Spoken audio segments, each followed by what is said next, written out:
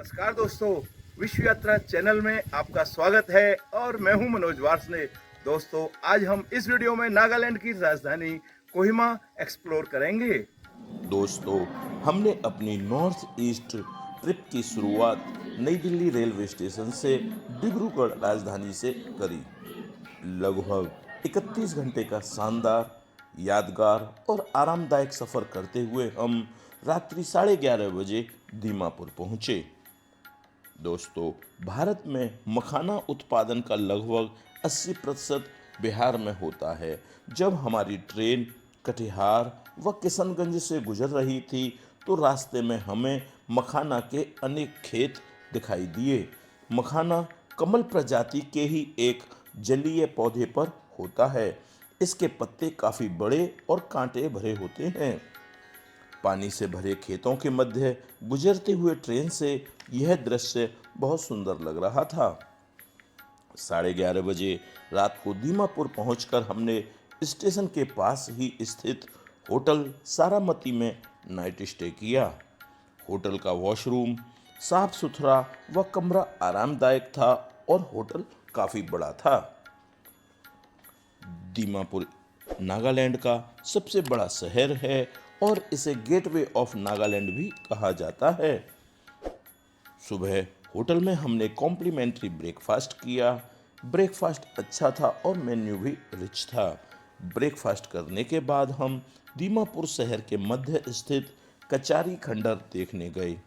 यह 10वीं से 13वीं शताब्दी के मध्य कचारी सभ्यता के ऐतिहासिक अवशेष हैं और एक खुले पार्क में आर्कियोलॉजिकल डिपार्टमेंट ऑफ इंडिया के संरक्षण में रखे हुए हैं।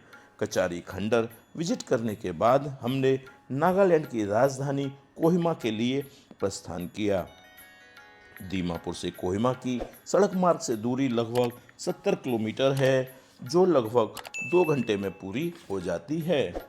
कोहिमा पहुंचकर हमने मुख्य बाजार में स्थित होटल गार्डनियर में स्टे किया। होटल अच्छा था और कमरे साफ सुथरे व आरामदायक थे। बाथरूम भी साफ सुथरा था। होटल में सामान रखकर हम पैदल ही मार्केट घूमते हुए मेरी हेल्प ऑफ क्रिश्चियन कैथेड्रल, जिसे कोहिमा कैथेड्रल के नाम से भी जाना जाता है, विजिट करने गए। आमतौर पर ईसाई लोग प्रार्थना के लिए चर्च जाते हैं, जिसका नेतृत्व पादरी करता है। कैथेड्रल किसी विशेष क्षेत्र का मुख्य चर्च होता है। यह बिशप का आधिकारिक सिंहासन होता है और विशेष क्षेत्र में केवल एक ही कैथेड्रल होता है।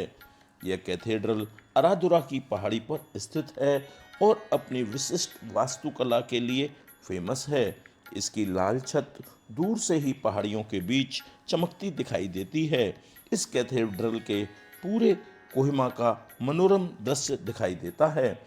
इस कैथेड्रल का निर्माण द्वितीय विश्व युद्ध के दौरान किया गया था। इस कैथेड्रल के अंदर एक बड़ा हॉल है जहां बैठकर लोग प्रार्थना करते हैं।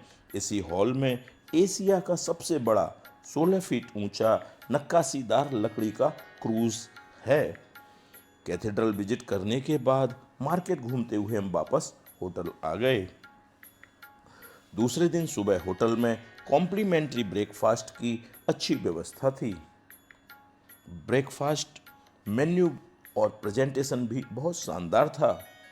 ब्रेकफास्ट करने के बाद हम सबसे पहले डुजको वैली विजिट करने गए।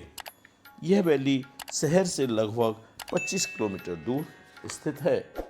डुजको वैली का ट्रैकिंग मार्ग मुख्य सड़क से ही प्रारंभ हो जाता है, जो आना जाना मिलाकर लगभग 15-16 किलोमीटर का है।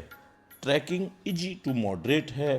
ट्रैकिंग के रास्ते में चारों ओर भरपूर हरियाली है और अनेक जगह पर सुंदर झरने भी हैं। यह वैली मुख्य रूप से लिली के फूलों के लिए प्रसिद्ध है और इस वैली को विजिट करने का बेस्ट सीजन जून से सितंबर है। यह घाटी flower valley of north east के नाम से भी प्रसिद्ध है। डुजको वैली विजिट करने के बाद हम नागा हेरिटेज विलेज विजिट करने गए। यह विलेज मुख्य शहर से लगभग 12 किलोमीटर दूर स्थित है। नागालैंड में मुख्य रूप से 17 जनजातियां हैं।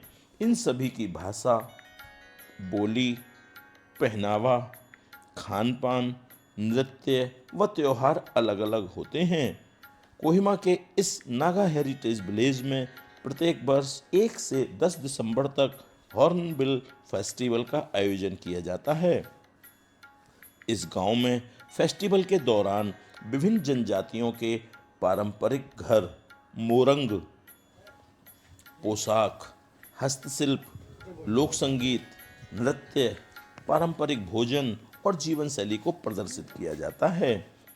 यहाँ आने वाले विजिटर्स के लिए यहाँ एक शानदार रेस्टोरेंट भी बनाया गया है, जहाँ आप चाय, कॉफ़ी व स्नैक्स एंजॉय कर सकते हैं। नागा हेरिटेज विलेज विजिट करने के बाद हम कोहिमा वार सिमेट्री विजिट करने गए। सन 1944 में द्वितीय विश्व युद्ध के समय जापान की सेना ने नागालैंड की ओर से भारत में प्रवेश किया था और कोहिमा में जापानी सेना का एलाइड फोर्स के साथ भयंकर युद्ध हुआ था। इस युद्ध में स्थानीय नागा लोगों ने एलाइड फोर्स का साथ दिया और इस युद्ध में जापानी सेना की पराजय हुई थी। इस युद्ध में दोनों सेनाएं आमने सामने इतने पास आ गई थीं जितना एक टेनिस कोर्ट होता है। कोहिमा वार सिमेट्री में एलाइड फोर्स के मारे गए 1420 सैनिकों की कब्र बनाई गई हैं, जिनमें 320 भारतीय सैनिकों की कब्र हैं। कोहिमा वार सिमेट्री विजिट करने के बाद हम खोउओमा ग्रीन विलेज विजिट करने गए। यह कोहिमा से लगभग 20 किलोमीटर की दूर स्थित है। इस गांव को भारत का पहला ग्रीन विलेज कहा जाता है। यहाँ के स्थानीय लोगों ने स्वेच्छा से शिकार पर रोक लगाई है, जंगल का संरक्षण व विकास शुरू किया है, सीढ़ीनुमा खेत बनाकर पर्यावरण के अनुकूल खेती को बढ़ावा दिया है। इस गांव का इतिहास ब्रिटिश शासन के खिलाफ संघर्ष से भी जुड़ा हुआ है, जिसमें स्थानीय नागा योद्धाओं ने ब्रिटिश सेना का कड़ा मुकाबला किया था। दोस्तों, आशा करता हूँ यह वीडियो आपको पसंद आया होगा।